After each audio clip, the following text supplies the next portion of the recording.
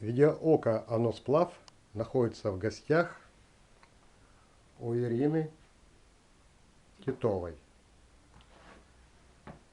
Мама Раиса Михайловна, здравствуйте. Здравствуйте. И Ирина. Здравствуйте. Ирина, будьте добры, расскажите, пожалуйста, немного о себе.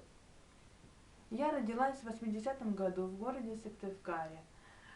Росла обычная девчонка и коммуникабельная. У меня было много друзей и по двору, и вне двора. Потом кончила школу первую. После Это в школы, каком году? школу кончила в 98-м году. После школы я поступила на филологический факультет Сыктывкарского государственного университета.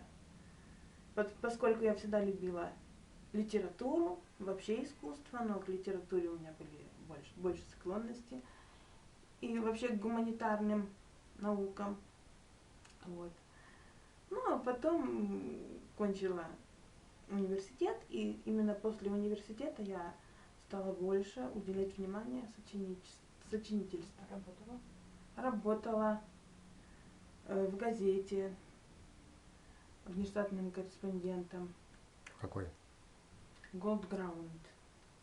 Это элитарная, такая элитная газета для экономистов. Она издается только по подписке, вернее, она не продается. Но одно время я работала. Вот.